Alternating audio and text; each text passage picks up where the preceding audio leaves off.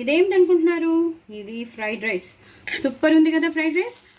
నేను చెద్దన్నం తినండిరా, కొంచెం మిగిలిపోయింది అన్నాను. సో తినను అన్నారు. అబ్బాయి రోజు చెద్దన్నం ఏం తింటా, అప్పుడప్పుడు అన్నం అనేది మిగులుతుంది కదండి.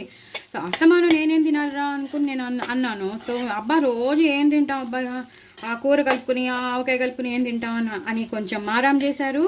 సో పిల్లలు ఇలా మారం చేసినప్పుడు మాత్రం మనం చాలా తెలివిగా మనం చేయాలి. సో అలా తెలివిగా చేస్తూనే నేను ఈ ఫ్రైడ్ రైస్ అనేది చేసేసాను. దీని రెసిపీ నేను మీకు షేర్ చేస్తున్నాను కాబట్టి తప్పకుండా చూడండి. చాలా చాలా టేస్టీగా ఎక్సలెంట్గా ఉందండి ఫ్రైడ్ రైస్ మాత్రం. మీకు చూస్తుంటేనే తెలిసిపోతుంది.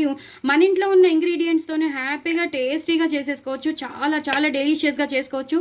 డూ ట్రై ఇట్ అండి. ఎప్పుడైనా రైస్ మిగిలిపోతే ఇలాంటివన్నీ హ్యాపీగా చేసేసుకోవచ్చు. అయ్యో బయటికి వెళ్ళి అవి పట్టుకురావాలా అనుకోకర్లేదు. హ్యాపీగా చేసేసుకుని తినేచ్చండి. ఒక్క సోయా సాసు, బఠానీలు, అల్లమును పచ్చిమిరపకాయలు సన్నగా గ్రేట్ చేసుకుని చక్కగా ఉల్లిపాయలు, క్యారెట్ ఇవన్నీ వేసేసుకుంటే మాత్రం సూపర్ టేస్టీగా ఉంటుంది. మీరు కూడా తప్పకుండా ట్రై చేయండి. నా ఛానల్ సబ్స్క్రైబ్ చేసుకోండి, సపోర్ట్ చేయండి.